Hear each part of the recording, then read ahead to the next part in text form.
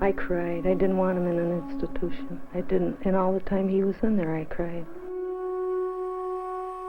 Parents were told many times to place their child better for their family, for their marriage, for them, even for their child. They placed him in a distant institution. The second floor, it was for babies and little kids, and they were in cribs. And I spent my whole day, every day, feeding children and teaching them to eat and trying to wean them off of feeding tubes. But they were institutionalized. In the beginning, we believed somehow that by having the specialty supports and services in those places, we could make them people better. So you had all the professionals who had all these initials after their name going to deal with people and make them better, and then they'd come out. Well, they never came out. So, I mean, it was just turned into a warehouse for people. It's hard for people to believe. There used to be 30,000, 40,000 people from this state who were developmentally disabled, or mentally ill, who were living in large state institutions. Some were as large as 3,000 to 4,000 people.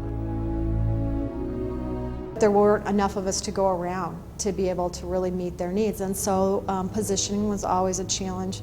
Eating was always a challenge. Lots of kids in diapers who probably could have learned to use a toilet, but just there wasn't enough staff to get to them, to teach them. You couldn't be, in my view, a decent human being and walk in that, even the best of institutions, even in the best state hospitals, even where there were people that truly cared that worked there. It was revolting, and it was inhumane, and it needed to change.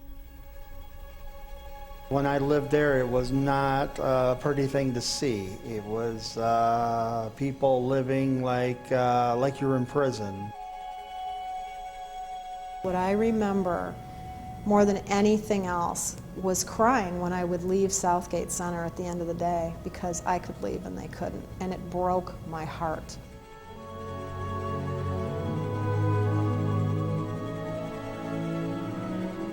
I'm not no institutionalized image. I am a human being just like everybody else. We used to cry when he had to go through that door back. It was just as if he was frightened. I've already seen him with markings on his body, and whenever I would try to find out what had happened, they would say, "I don't know, Mrs. Day, I don't know, Mrs. Day. It didn't happen on our shift."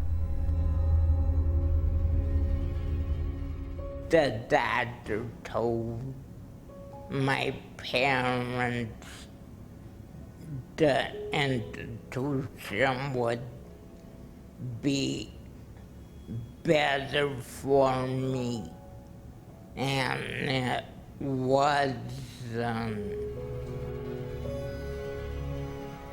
We were getting abused physically and mentally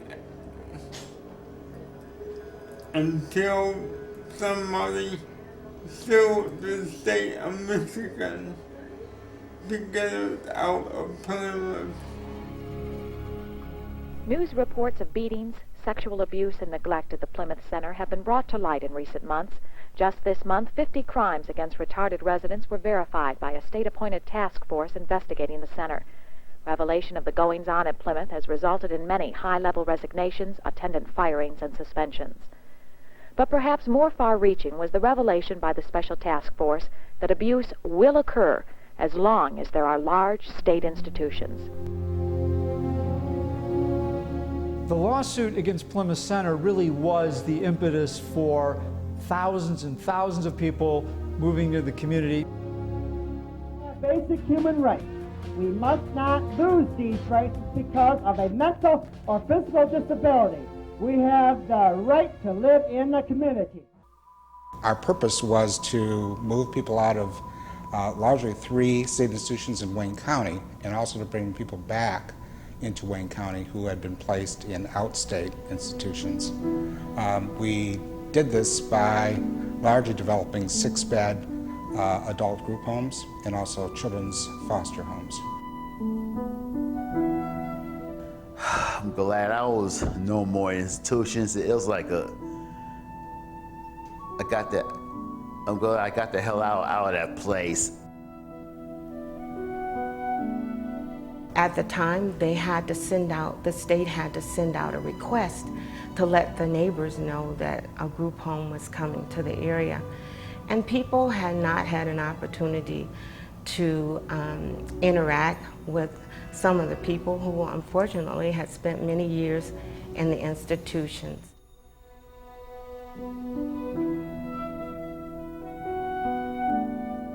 I certainly remember attending many tense, heated, even hostile township and city zoning hearings talking about group homes that were being developed. And of course, there were even instances where there were fire bombings and shootings. I mean, it became that hostile towards people with disabilities who wanted to live in the community. I can remember going to some of those hearings and, almost fearing for your life when you left. I can remember one time coming out to my car after a hearing and finding that my windshield had been painted black during the hearing. We got a lot of harassing phone calls and hate mail kind of things that went on at that time.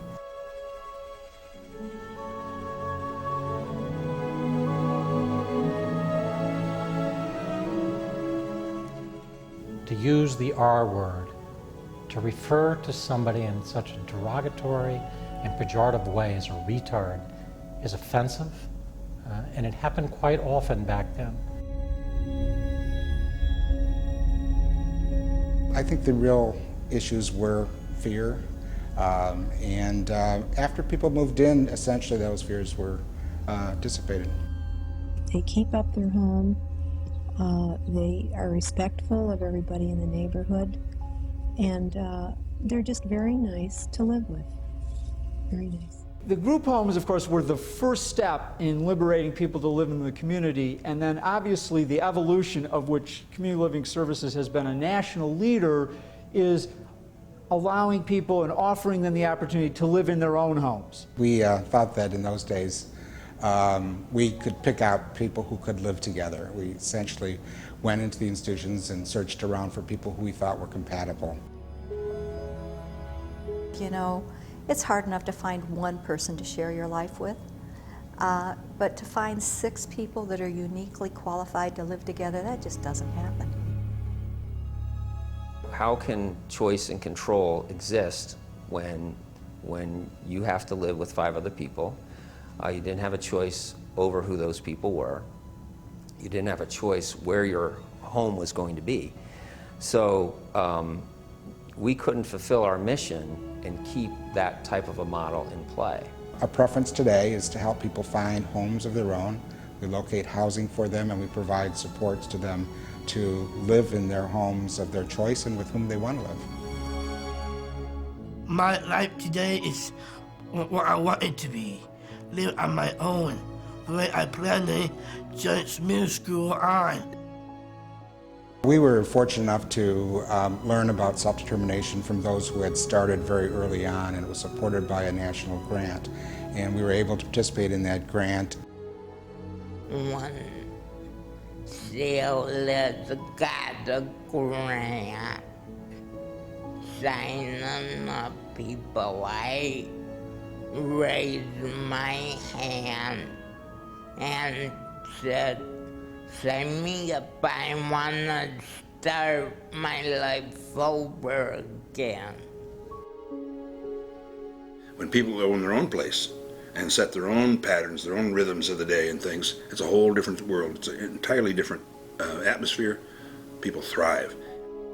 And now we just have a much different attitude. It's like a can-do attitude that people are going to be able to do things and succeed.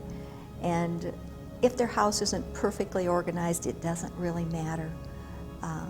We're not on inspection mode, we're on life mode.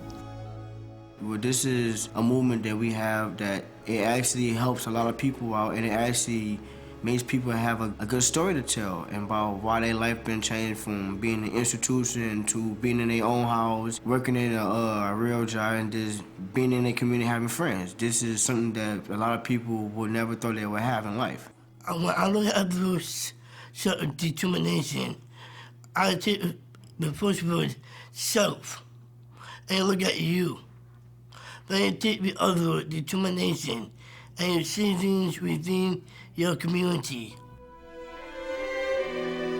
The budget actually comes in effect from after your purchasing and planning. You get to choose who gets paid by you. It's like you're the boss. And that's what I like about it. Even though I don't feel I'm a boss, but I enjoy the fact that I can fire and hire someone if I need to. I always describe the job as helping him have a life. And, you know, we've had people who really do that. And so that's, to me, that's the big deal, is really owning the process of hiring and potentially firing people. Self-determination to me is freedom, responsibility, inclusion. It's a way of life. It's for people to just have that freedom, and you having a life that you always wanted to have but you never could, and it gives you that empowerment that you are in control of your own budget and your own everything. It basically lets you know that you have more of a say-so what goes on, and it gives you that freedom just to be more independently. They told me that because I'm in a wheelchair, I couldn't get married, but I fooled them and got married. And when I married her, she was the best thing that came into my life. Everybody should have that ability to live a self-determined life. And I feel good by living that life now. And I recommend self-determinations for everyone.